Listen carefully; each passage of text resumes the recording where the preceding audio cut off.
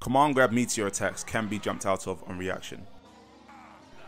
This relegates their effectiveness away from catching the opponent unaware in neutral, not pressing anything, and more towards combo enders, punishing unsafe strings, or flat out calling out the opponent's offense. But thanks to two of the game's base mechanics, you can create command grab setups that are hard to escape. So let's take a look at that. So let's take a look at the method behind the trap.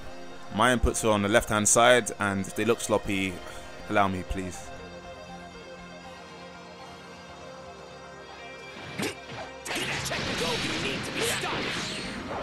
Okay, that one's a little difficult to see, so we'll take out the change to the future and we'll make it a bit cleaner.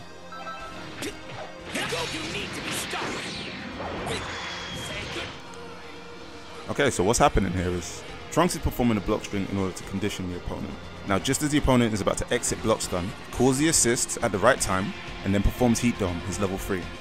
Now, as you can see there, if you just sit there, you're gonna get grabbed, just like any other situation where Heat Dome gets performed. But if you also try to jump away like you normally would, you still get grabbed by the Heat Dome. Now, this trap happens for two reasons. One, just like most anime games, Dragon Ball FighterZ has pre-jump frames built in. This is why when being pressured by the opponent's attacks on block, holding up back may get you hit as opposed to letting you jump away to safety. So because of this, Gohan's assist core is timed so that as soon as Heat Dome is performed, pressing or holding up back by that point will put you in a pre-jump state where you can't be thrown, but you can be hit. Now, the second mechanic that makes this trap possible is the way that command grabs work in this game. All command grabs in this game can be comboed into.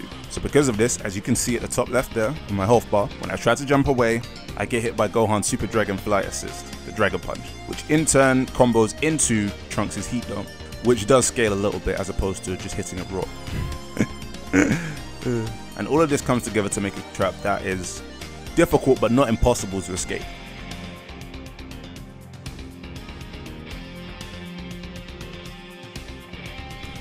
There are 3 ways to escape this trap. The first escape is using a Dragon Punch. This is character specific, only 3 characters in the game have a Dragon Punch, but if you are one of the lucky ones, you can use the variants with or without meter to escape from this setup. This is also the only resource-free escape. Second and third are more universal. You can perform a level 3 of your own, or a level 1 if you're Bardo, and since you performed your Meteor Attack second, your invincible frames take priority, and your final escape is to activate Sparking. But do bear in mind that you can still get hit, even though activating Sparking. However, you will at least have escaped level 3, so you'll take nowhere near as much damage as you would have then. So as you can see, unless you're one of 3 characters in the game, you will have to use resources to escape this trap, otherwise you won't be able to escape.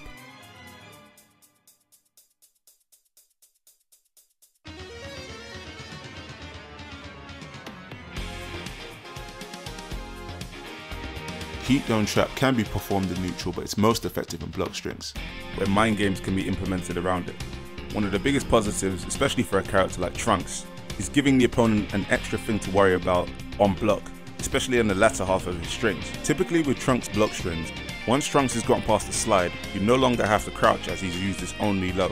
And while that's still true even with the trap, they now have to worry about preemptively jumping out as opposed to jumping out on reaction if they see the level 3. Now, one could assume that if you see the assist, that the setup is probably coming. If you time this just right, the assist should knock the opponent out of the pre-jump state. With certain assists, for example Gohan's Dragon Punch assist, by the time you've seen it, it's too late. If you try and jump out, you're going to get hit. This also opens up opportunities that don't require the 3 meters that the setup would typically use. Just performing the string as normal and then calling the assist and doing nothing sets up a meterless trap that you can then follow up with a full combo. This can not only be a nice fishing tool, but can really get the opponent used to just seeing the assist both in and out of the trap and leaving them guessing. Now, both with the slower assist and in general, you now get many more chances to stagger your strings and frame trap the opponent trying to jump away, thus giving you more combo opportunities for less effort. And like I said before, this adds more layers to your mix-up game, especially later on in your strings when there's typically less to worry about.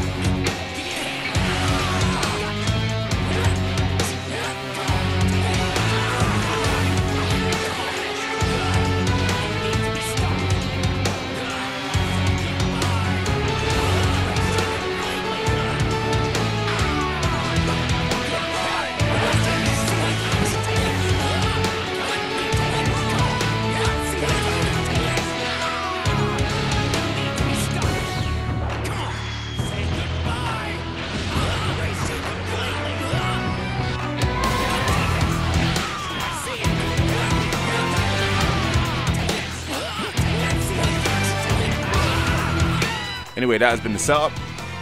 Any feedback is appreciated. If you like it, if you hate it, let me know in the comments. Feel like I've missed anything, let me know in the comments. General love or hate mail, leave it in the comments. And this is Chrome Alchemist. I'll see you next time.